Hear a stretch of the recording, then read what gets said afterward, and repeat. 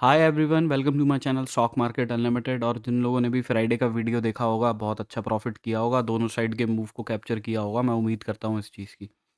Plus video बनाने में भी लेट इसलिए हो गया, एनएसई की वेबसाइट पे डेटा आया नहीं था और इसका अपडेट मैंने अपने टेलीग्राम चैनल पे डाल दिया था। अगर कोई इंटरेस्टेड हो तो टेलीग्राम चैनल का लिंक मैं डिस्क्रिप्शन पे दे दूंगा, वहाँ पे आप जाके ज्वाइन कर सकते हैं। उसमें आपको मेरे रिकॉर्डेड सेशन से रिलेटेड इन्फो भी मिल जाएगी। प्लस मैं टेलीग्राम चैनल पे कोई कॉल्स या टिप्स नहीं प्रोवाइड करता, बस इसी से रिलेटेड कि वीडियो कब आएगा कब नहीं आएगा, या फिर जो मेरे रिकॉर्डेड सेशंस हैं उनके बारे में इन्फो उसके ऊपर डली हुई है। आप वहाँ पे पिंड मैसेज में चेक कर सकते हो टेलीग्राम चैनल के ऊपर। तो अभी हम अगर रिटेलर्स का डेटा देख के चलते हैं, सबसे पहले तो हमें क्या दिखाई दे रहा है इनके डेटा में। देखिए, सबसे पहले तो आपको हर जगह पे पोजीशंस क्लोज होती हुई दिखाई दे रही होंगी, बिकॉज आज मंथली एक्सपायरी थी या वीकली भी एक्सपायरी होती है, तो ये डेटा आपको यहाँ पे ऐसे नेगेटिव दिखाई देता है, बिकॉज कॉन्ट्रैक्ट्स जो हैं वो क्लोज हो जाते हैं। तो अगर हम नेट बेसिस पे देख के चलें तो हमें क्या दिखाई दे रहा है कि कल इनकी पोजीशंस बुलिश बनी हुई थी काफ़ी, आज थोड़ा ही पोजीशंस नेगेटिव हुई हैं पिछले दिन से, अगर आप कंपेयर करोगे। तो किया क्या है इन लोगों ने, 8,49,000 से इनका डेटा 5,80,000 पे आया है, तो बियरिश हुआ है, राइट। और अगर हम पोजीशंस नेट बेसिस पे वैसे देख के चलते हैं सेपरेटली, कॉल और पुट साइड की, तो हमें दिख रहा है कि इनकी कॉल बाइंग जो है वो पिछले दिन से कम हुई है। प्लस पुट राइटिंग जो है वो भी पिछले दिन से कम हुई है। तो अगर कॉल बाइंग भी कम हो रही है प्लस पुट राइटिंग भी कम हो रही है, तो ऑब्वियसली थोड़ा बियरिश डेटा बना के जा रहे हैं ये लोग। एक्सपेक्ट क्या कर रहे हैं कि मार्केट नीचे की साइड में जा सकता है। डीआईएस का डेटा देखते हैं तो इक्विटी में आज 7,760 करोड़ की बाइंग करी है इन लोगों ने। फ्यूचर्स में 453 कॉन्ट्रैक्ट लॉन्ग साइड के क्लोज किए हैं, शॉर्ट साइड के 1039 कॉन्ट्रैक्ट्स क्लोज किए हैं। अभी अगर हम एफ का डेटा देखते हैं तो देखिए, डेटा तो बियरिश ही है, राइट। पिछले दिन से भी आप देख रहे हो कि यहाँ पे पोजीशंस इनकी बियरिश हुई हैं, ऑप्शंस के अंदर भी। फ्यूचर्स में हमें थोड़ी पॉजिटिविटी दिखाई दे रही है, बट नेट बेसिस पे नेगेटिव ही है, बिकॉज देखिए अब तो आज तो मंथली एक्सपायरी थी तो कॉन्ट्रैक्ट्स खत्म हो ही गए।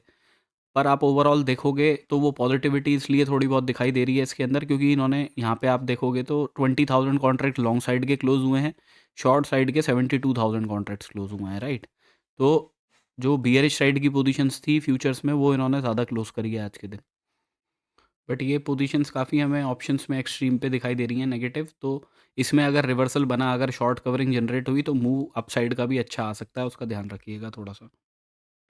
प्रोप्राइटरी डेस्क का डेटा अगर हम देख के चलते हैं तो हमें क्या दिख रहा है कि पिछले दिन से इनकी पोजीशंस बुलिश हुई हैं काफ़ी। 4,31,000 से -88,000 पे डेटा आया है, ये -4,31,000 से। ओवरऑल अगर हम देखते हैं तो हमें क्या दिख रहा है कि इनकी कॉल राइटिंग की पोजीशंस जो हैं वो पिछले दिन से कम हुई हैं, प्लस पुट बाइंग की पोजीशंस जो हैं वो भी पिछले दिन से कम हुई हैं। तो जैसा रिटेलर्स का डेटा बना है, उसका ऑपोजिट इनका डेटा बना है।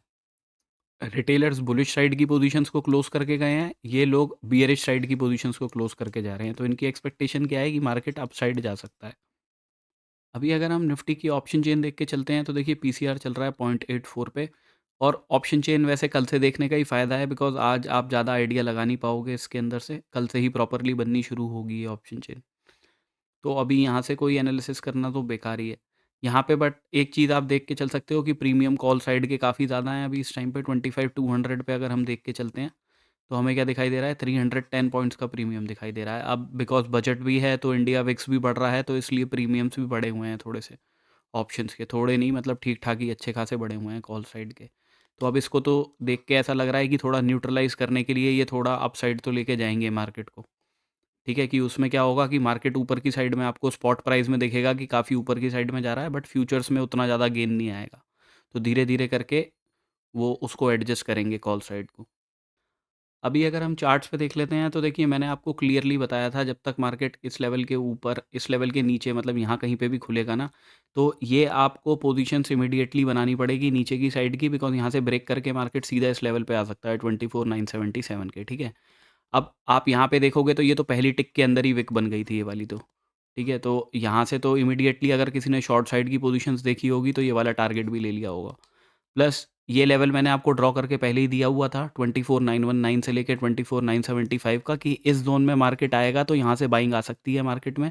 मैंने टारगेट्स आपको 25,171 के बताए थे, राइट। मार्केट गया ऊपर की साइड एग्जैक्टली इसी लेवल से रिजेक्शन लेके फिर दोबारा नीचे की तरफ आया। एक बारी डे चार्ट देख लेते हैं कि यहाँ पे हमें क्या दिख रहा है। यहाँ पे हमें दिख रहा है कि मार्केट आया इधर से, ये रिजेक्शन लेके नीचे की तरफ आया, ऊपर जाके अब दोबारा इस लेवल से सपोर्ट लेके एक डबल बॉटम दिखा रहा है हमें बनता हुआ, है ना।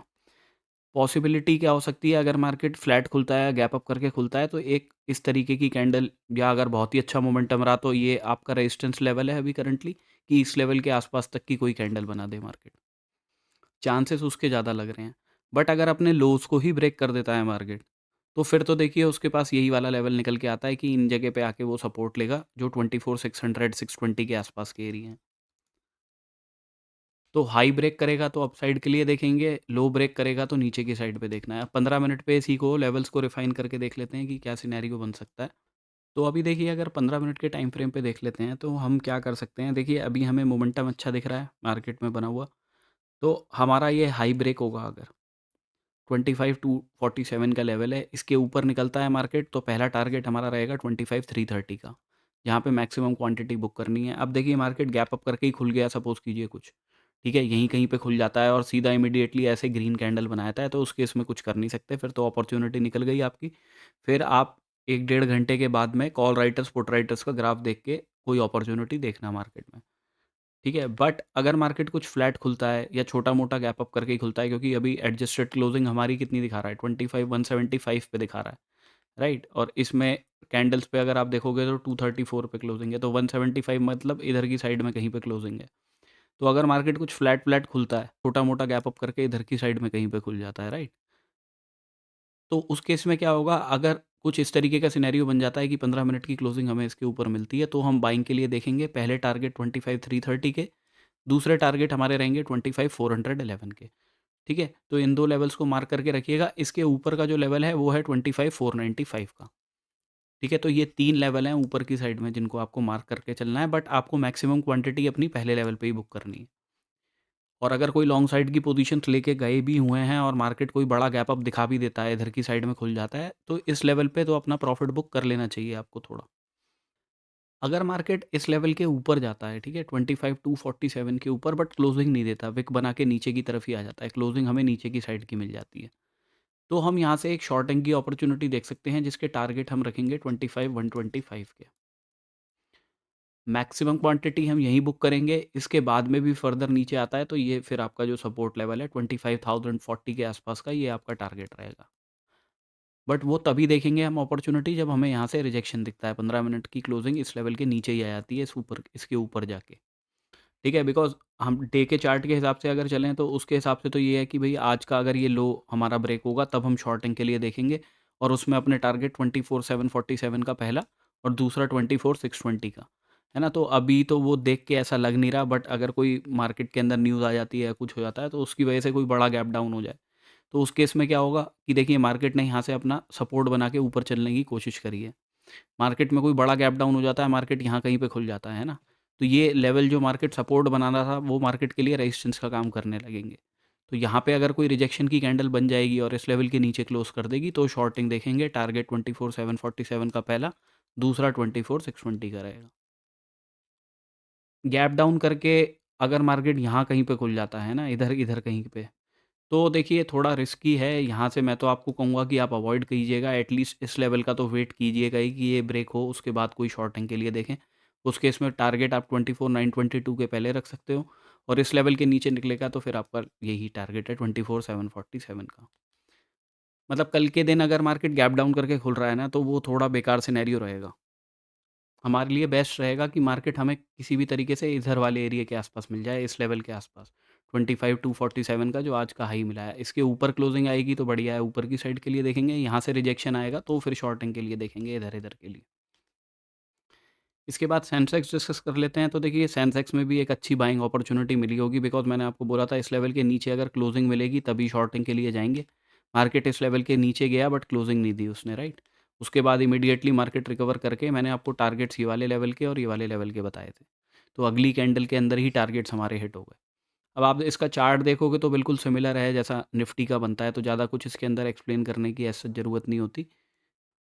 तो अगर इसमें भी हम देख लेते हैं, तो अगर 15 मिनट की क्लोजिंग हमें इस लेवल के ऊपर मिलती है 82,083 के ऊपर, हम बाइंग के लिए देखेंगे। पहले टारगेट 82,456 के हैं, यहाँ पे मैक्सिमम क्वांटिटी बुक करनी है। इसके बाद का लेवल है 82,713 का। इसके ऊपर का लेवल भी अगर कोई चाहता है मार्क करना, तो वो लेवल है 82,986 का। तो ये 3 लेवल मार्क करके चलिएगा, बट मैक्सिमम क्वांटिटी आपको यहीं पे बुक करनी है। अब कोई अगर गैप अप करके खुल जाता है मार्केट, इस ज़ोन के आसपास खुल जाता है, तो फिर तो आपको वेट एंड वॉच ही करना पड़ेगा। वो तो हमारी अपॉर्च्युनिटी निकल गई जो मेन हमें प्रॉफ़िट देने वाली थी उस केस में।